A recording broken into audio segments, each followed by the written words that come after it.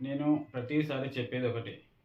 Practice, practice, practice. మీరు ఏం చేస్తున్నా సెంటెన్స్‌లని మీరు ఊహించుకుంటూ ఉండాలి. ఒకటి. ప్లస్ ఇంగ్లీష్ మొత్తంలో 20 సెంటెన్స్‌లు మాత్రమే ఉంటాయి. ఆ 20 సెంటెన్స్‌లు మీకు వాటి స్ట్రక్చర్‌లు, వాటి యూసేజ్ వచ్చిందనుకోండి, ఆటోమేటిక్‌గా మీకు ఇంగ్లీష్ వచ్చేసినట్టే. సో, ఇది మీకు యూట్యూబ్‌లో ఎవ్వరు చెప్పరు. సో, మనం 20 సెంటెన్స్‌లు నేర్చుకున్నామంటే మీకు నా వీడియోస్‌తో కానీ, వేటితోని కూడా అవసరం ఉండదు. తర్వాత ఏం చేయాలో చెప్తాను. ఆటోమేటిక్‌గా మీకు వచ్చేస్తుంది. రైట్? ప్రతీదీ విని నేర్చుకోవద్దు. చదివి నేర్చుకోవాలి. So, right? కానీ 20 సెంటెన్స్‌లు మాత్రం మీకు అంటే మీరు ఇప్పటివరకు అబ్జర్వ్ చేసి ఉండరు. ఇంగ్లీష్ కంటే ఈజీ లాంగ్వేజ్ ఏదీ లేదు. రైట్? ఇంగ్లీష్ నేర్చుకోవడం అన్నిటికంటే ఈజీ. ఎందుకు ఈజీ అని నేను ఆల్రెడీ ఫస్ట్ వీడియోలో చెప్పాను. ఒకసారి చూడండి. రైట్?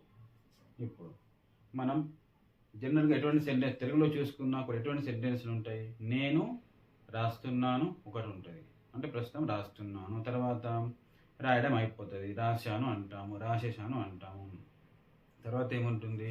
అంటే బాగా సేపటి నుంచి రాస్తూనే ఉన్నాను. తెలుగులో కూడా అవే, ఇంగ్లీష్‌లో కూడా అటువంటి రాస్తూనే ఉన్నాను. తర్వాత రా రాస్తాం జనరల్‌గా. బడికెళ్తాము. అటువంటి సెంటెన్స్‌లు ఉంటాయి. సో, 4 సెంటెన్స్‌లు. ఈ 4 సెంటెన్స్‌లు నేర్చుకున్నారనుకోండి, మిగిలిన 4 సెంటెన్స్‌లు వద్దన్నా అవే వస్తాయి. Same ditto as it is ఉంటాయి. మిగిలిన 4 సెంటెన్సులు ఫ్యూచర్‌లో అవి కూడా ఇవి 4 వస్తే అవి కూడా వచ్చేస్తాయి. 12 అనేవి 4 నేర్చుకుంటే 12 వచ్చేసినట్టే. ఆ తర్వాత మళ్ళీ 8 స్టేట్మెంట్స్ 8, 9 ఉండొచ్చు. అవి ప్యాసివ్‌లో ఉంటాయి. వాటి స్ట్రక్చర్‌లు కూడా ఇక్కడ జనరల్‌గా ఏం చేస్తారంటే ఎక్కడైనా సరే యాక్టివ్ నుంచి ప్యాసివ్‌లోకి కన్వర్ట్ చేయడం నేర్పిస్తారు. కానీ ఆ ప్యాసివ్‌లో కూడా మీరు సెంటెన్స్‌లని రాయగలిగే కెపాసిటీ ఉండాలి. ఎందుకంటే అవి కూడా మీరు సందర్భానుసారంగా మీరు అది యాక్టివా, ప్యాసివా అనే డౌట్ లేకుండా మీరు ఆటోమేటిక్‌గా ప్యాసివ్‌లో కూడా సెంటెన్స్ చెప్పగలిగితే మీకు ఇంగ్లీష్ వచ్చినట్టు. బోర్డ్ నిండిపోయింది. ఇన్ని సెంటెన్స్‌లు ఎలా గుర్తుంచుకోవాలి అని భయపడకండి. ఇవి కేవలం 4 సెంటెన్స్‌లు మాత్రమే. అంటే మీరు ఐ యామ్ గోయింగ్ ఒక స్ట్రక్చర్, హి హాస్ సంగ్ ఒక structure, they have been learning ఒక structure, he sings we learn ఇవి రెండు ఒకటి. ఇదొక స్ట్రక్చర్. గుర్తుంచుకున్నారనుకోండి ఇవన్నీ ఆటోమేటిక్‌గా అవే వస్తాయి. ఐ యామ్ సింగింగ్ అంటే నేను పాడుతున్నాను అని. ఐ హ్యావ్ సంగ్ అంటే నేను పాడడం పూర్తి చేశాను, అయిపోయింది అని. ఐ హ్యావ్ బీన్ సింగింగ్ అంటే నేను బాగా సేపటి నుంచి అంటే నేను పాడుతూనే ఉన్నాను అని అర్థం. ఇప్పుడు జనరల్‌గా హ్యాబిట్స్ ఉంటాయి కదా! అతను పాడతాడు, నేను పాడతాను. అటువంటి ఎలా చెప్పాలి అంటే వాటిని సింపుల్‌గా చెప్పాలి. రైట్? సింపుల్స్ అంటే సింపుల్‌గా సెంటెన్స్ కూడా సింపుల్‌గానే ఉండాలి. Subject plus V one. Subject plus V one అంతే. రైట్? ఇవి గుర్తుంచుకున్నారనుకోండి 4 స్ట్రక్చర్‌లు మిగతావి ఆటోమేటిక్‌గా అవే వస్తాయి. సో, మనం ఇప్పుడు ఫస్ట్ చూద్దాం. ఐ యామ్ గోయింగ్ నేను వెళ్తున్నాను. నాట్ రాశారనుకోండి నేను వెళ్ళట్లేదు అవుతుంది. ఎక్కడ రాయాలి మరి ఇది? హెల్పింగ్ వర్బ్ తర్వాత మాత్రమే రాయాలి. ఐ యామ్ నాట్ గోయింగ్ నేను వెళ్ళడం లేదు. ఇప్పుడు ఇక్కడ ఈ ఫస్ట్ సెంటెన్స్‌లో ఉన్న యామ్‌ని తీసి ముందర రాసి మిగిలిన వర్డ్స్‌ని యాజ్ ఇట్ ఈజ్ రాశామనుకోండి. Am, I, going. Order change చేయకుండా ఇది ఫస్ట్ రాసి ఆర్డర్ చేంజ్ చేయకుండా మిగతాయి మొత్తం రాసేయాలి. యామ్ ఐ గోయింగ్ నేను వెళ్తున్నానా? ఇప్పుడు దీంట్లో నుంచి ఐ యామ్ నాట్ గోయింగ్ నేను వెళ్ళటం లేదు. యామ్ ముందే రాసిండ్రనుకోండి రాస్తే ఏమవుతుంది? యామ్ ఐ నాట్ గోయింగ్ మిగిలినవి as it is. Am I not going. Right? నేను వెళ్ళటం లేదా? ఇప్పుడు దీని ముందర కానీ మీరు ఏదైనా క్వశ్చన్ వర్డ్ ఉంచారనుకోండి మీనింగ్ఫుల్గా, అప్పుడు క్వశ్చన్ వర్డ్‌తోని క్వశ్చన్ అయిపోతుంది అంతే. సో, ఇప్పుడు for example yam I going ఇక్కడ యామ్ ఐ గోయింగ్ సేమ్ ఉంది. Right? Right? Yam I going అంటే ఇది లేకపోతే నేను వెళ్తున్నాను. వేర్ యామ్ ఐ గోయింగ్ నేను ఎక్కడికి వెళ్తున్నాను. వేర్ యామ్ ఐ గోయింగ్ అంతే. రైట్? సో, అన్నిట్లో ఇదే ఉంటుంది. ఇక్కడ కూడా ఇదే ఉంటుంది. ఇక్కడ కూడా అదే ఉంటుంది. సో, జస్ట్ మీరు అబ్జర్వ్ చేయాలా, వాటి మీనింగ్స్ గుర్తుంచుకోవాలి అని. ఇంతకు ముందే యాక్షన్ ప్రారంభమయ్యి ఇప్పుడే అయిపోయిందనుకోండి ఎలా యూజ్ చేయాలి? ఏముంటుంది ఇక్కడ ఫస్ట్ వచ్చేసి ఆ యాక్షన్‌ని ఎవరు చేశారు స్టార్టింగ్‌లో ఎవరు చేశారు? తర్వాత హ్యావ్ ఫార్మో, హ్యాజో ఉంటుంది. ఇది హ్యావ్ ఫార్మ్ ఉంటుంది. హ్యావో, హ్యాజో అన్నమాట. అంటే third person singular. He she ఇట్లా హ్యాజ్ యూజ్ చేయాలి, మిగతా వాటన్నింటికి హ్యావ్ యూజ్ చేయాలి. పేర్లకు కూడా హ్యాజే యూజ్ చేయాలి. తర్వాత ఇది సంగ్ వచ్చేసి V1 V2 V3. So verb ఫామ్కి V3 అన్నమాట. దీన్ని పాస్ట్ పార్టిసిపల్ అంటాం.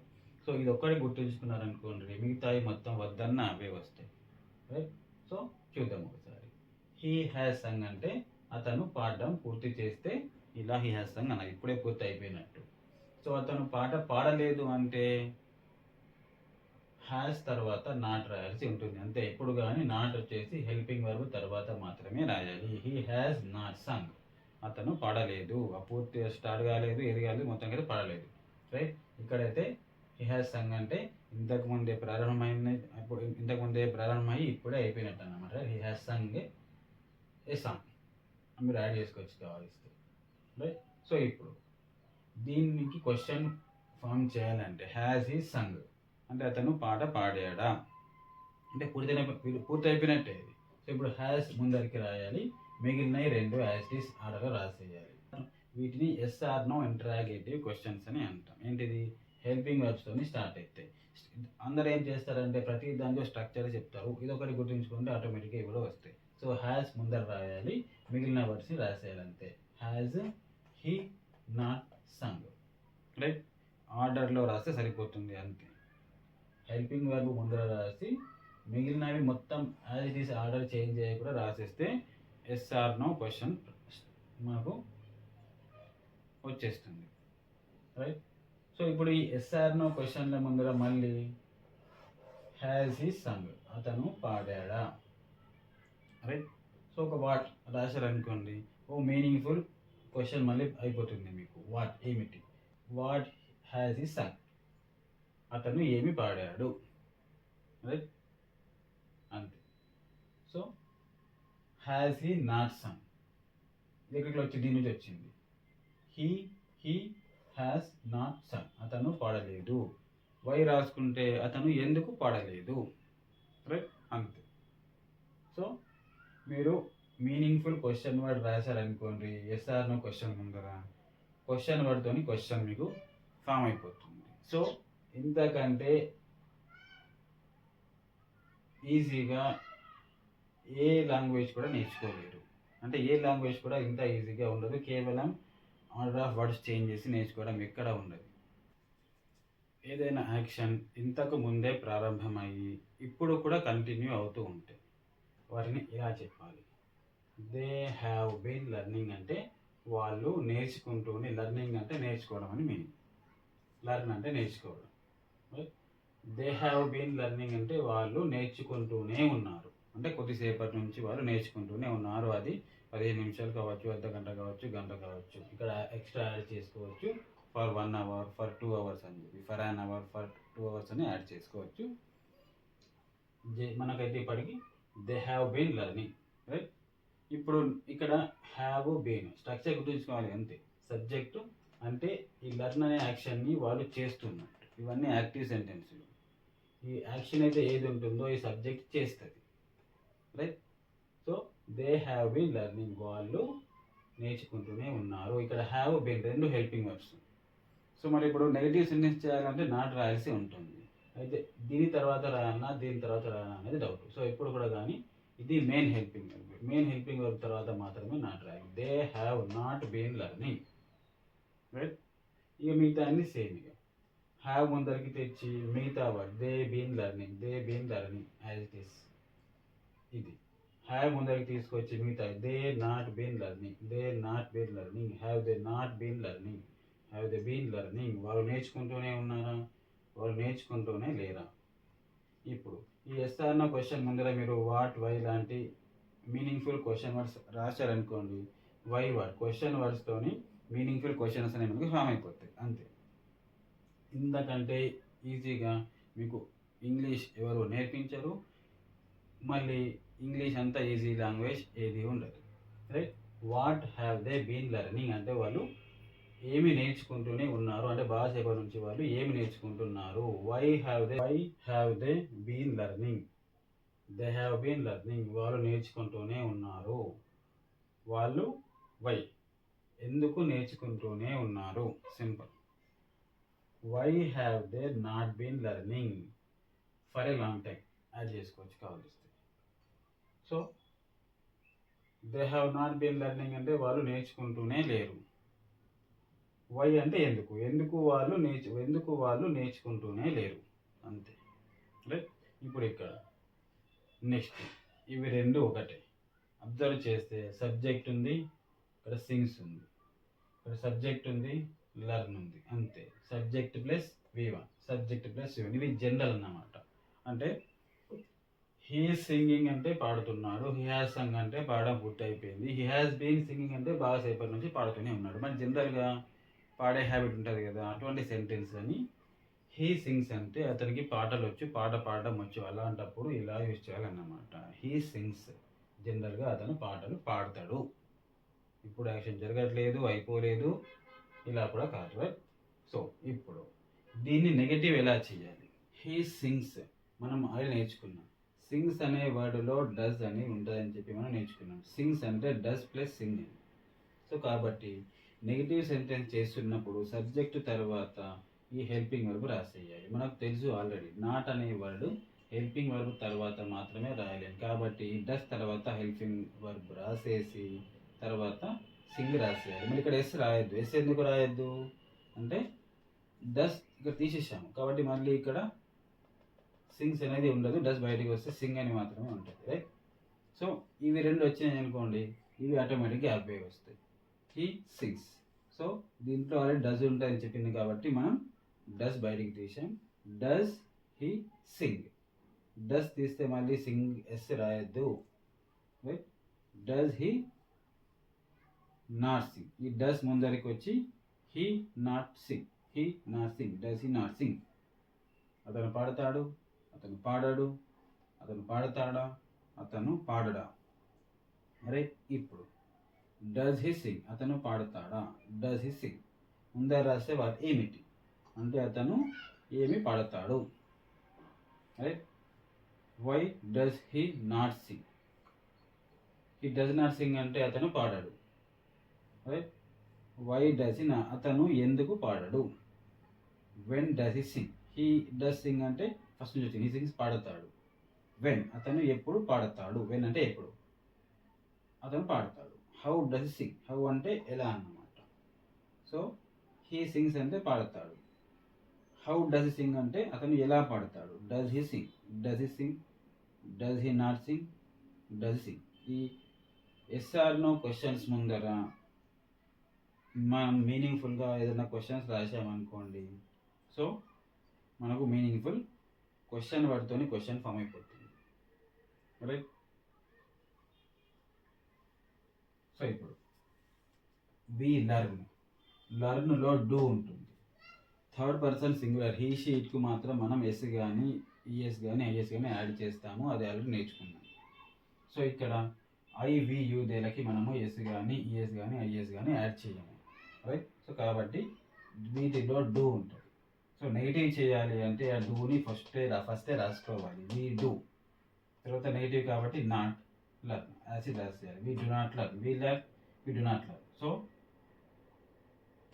దీంట్లో డూ ఉంది కాబట్టి డూ ముందర రాసేసి డూ వి లర్న్ రాసేసామంతే. రైట్. దీంట్లో డూ ఉంది. Yes or no question, yes or no interrogative question తయారు చేయాలి అంటే first of all helping verb ఉండాలి. హెల్పింగ్ వర్బ్ కనిపించట్లేదు కానీ ఇక్కడ దీంట్లో హెల్పింగ్ వర్బ్ ఉంది, అది డూ ముందర రాసి మిగతా వి లర్న్ రాసుకున్నా సరిపోతుంది. Do we learn. సో ఇక్కడ వచ్చేసి డూ ముందర రాసి we not learn, do we not learn రాసామనుకోండి. సో మేము నేర్చుకుంటాము, మేము నేర్చుకోము, మేము నేర్చుకుంటామా, మేము నేర్చుకోమా. రైట్. అయిపోయింది. What do we learn. మేము ఏమి నేర్చుకుంటాము. వాట్ అంటే ఏంటి. వి లర్న్ అంటే మేము నేర్చుకుంటాము, మేము ఏం నేర్చుకుంటాము. How do we learn. How అంటే ఎలా, వి లర్న్ అంటే నేర్చుకుంటాం, ఇక్కడికి వచ్చింది. So how do we learn అంటే మేము ఎలా నేర్చుకుంటాము. రైట్. ఇవి వచ్చేసి సెంటెన్స్ ఫార్మేషన్. ఇప్పుడు మనం నేర్చుకునేది ఈ సెషన్ 5 మొత్తానికే ఇంపార్టెంట్ అన్నమాట. సో ఒక సెంటెన్స్ చూద్దాం ఇప్పుడు. He has given. He has given అనగానే మనకు రెండు క్వశ్చన్లు వస్తాయి మెయిన్గా అయితే. హీ హ్యాస్ గివెన్ అంటే మీనింగ్ ఏంటిది, గివ్ అంటే ఇవ్వడం, హీ హ్యాస్ గివెన్ అంటే అతను ఇచ్చాడు. సో వచ్చే రెండు క్వశ్చన్లు ఏంటి అంటే ఏమి ఇచ్చిండు, ఎవరికి ఇచ్చిండు. రైట్. అతను ఎవరికి ఇచ్చాడు, ఏమి ఇచ్చాడు, 2 క్వశ్చన్లు వస్తాయి మనకి. సో హీ హ్యాస్ గివెన్, దీన్ని కూడా మనం 2 రకాలుగా రాయొచ్చు. He has given me a pen, నాకు ఇచ్చాడు, నాకు ఒక పెన్ను ఇచ్చాడు. సో దీన్నే ఇక్కడ ఇలా రాసే బదులు he has given a pen, first pen రాసిన తర్వాత టు మీ అని రాయాల్సి ఉంటుంది లాస్ట్. సరే, సో ఇక్కడ ఒకవేళ గనక ఈ సెంటెన్స్ తర్వాత వచ్చేది గనక ఇక్కడ మనకి ఒకటి వచ్చేసి ఇది వాట్ అనే క్వశ్చన్ ఇస్తే ఈ ఆన్సర్ వస్తుంది ఏ పెన్. హూమ్ అనే క్వశ్చన్ వేస్తే మీ ఎవరికి ఇచ్చాడో వస్తుంది. సో ఇవి 2 క్వశ్చన్లు వేసినప్పుడు మనకి ఆన్సర్ వస్తే వాటిని ఆబ్జెక్ట్స్ అంటాం. ఏమంటాం? ఆబ్జెక్ట్స్ అని అంటాం. For example I'm going, what అనే క్వశ్చన్ వేస్తారా? నేను వెళ్తున్నాను, ఏం వెళ్తున్నావు క్వశ్చన్ వేయలేము. ఐఎమ్ గోయింగ్, హూమ్, హూమ్ అంటే ఎవరికి క్వశ్చన్ వేస్తే వేయలేదు. ఏమి ఇక్కడ ఏ క్వశ్చన్ వేయగలం? వేర్ అని వేయగలం. ఐఎమ్ గోయింగ్ అంటే ఎక్కడికి వెళ్తున్నామని క్వశ్చన్ వేయగలం. సో కాబట్టి ఇక్కడ వేర్, మిగతా ఏ వర్డ్తోని ఆన్సర్ వచ్చినా ఐఎమ్ గోయింగ్ టు స్కూల్, ఏదో టెంపుల్ ఏదో ఒకటి ఏదైనా సరే, రైట్? సో ఇక్కడ వేర్ అంటే ఆన్సర్ వస్తుంది. ఇది ఆబ్జెక్ట్ కాదు అన్నమాట. అంటే దీని నుంచి ఏమర్థమైంది? కొన్ని సెంటెన్స్లో ఆబ్జెక్ట్ ఉంటుంది, కొన్ని సెంటెన్స్కి ఆబ్జెక్ట్ ఉండదు, రైట్? ఇది main important, we have to remember, right? ఇది అనేది ఇంపార్టెంట్. సో కాబట్టి సెంటెన్స్ స్ట్రక్చర్ వచ్చేసి జనరల్గా అందరూ ఏం చెప్తారంటే subject plus verb plus object అని అంటారు. ఏమంటారు? Subject plus verb plus object అని అంటారు. కానీ అన్ని సెంటెన్స్లో ఆబ్జెక్ట్ ఉండదు కదా. అలాంటప్పుడు ఆబ్జెక్ట్ అనడం అనేది కరెక్ట్ కాదు. ఏమనాలి? Subject plus verb plus other word అని అనాలి. అదర్ వర్డ్ అంటే అది ఆబ్జెక్ట్ అవ్వచ్చు, కాకపోవచ్చు, right? So what is the general structure of a sentence in English? Subject plus verb plus other word. ఇప్పుడు ఈ వర్బ్ అనేది ఏం చెప్తుంది? ఏదో ఒక యాక్షన్ చెప్తుంది. ఈ చెప్పే యాక్షన్ ఈ సబ్జెక్ట్ చేస్తే, అంటే ముందర ఉన్న దాన్ని సబ్జెక్ట్ అంటాం. అది సబ్జెక్ట్ అనేది ఈ యాక్షన్ని చేయొచ్చు, చేయకపోవచ్చు, రైట్? అంటే మనం ఇప్పుడు నేర్చుకున్న అన్ని సెంటెన్సుల్లో కూడా ఈ వర్బ్ ఏ యాక్షన్ అయితే చెబుతుందో దాన్ని సబ్జెక్ట్ చేస్తుంది. కాబట్టి వీటిని యాక్టివ్ సెంటెన్సులు అంటారు. సో 12 యాక్టివ్ సెంటెన్సెస్ నేర్చుకుంటాం. తర్వాత 8, 9 ఉంటాయి అవి. సో వాటిల్లో ఈ సబ్జెక్ట్ అనేది యాక్షన్ చెయ్యదు, అది ఎక్స్పీరియన్స్ చేస్తుంది. సో వాటిని ప్యాసివ్ సెంటెన్స్ అని అంటారు. సో రైట్, రెండింటికి కూడా సబ్జెక్ట్, రెండింటికి కూడా సెంటెన్స్ స్ట్రక్చర్ వచ్చేసి subject plus verb plus other word, subject plus verb plus object కాదు. Thanks for watching, right?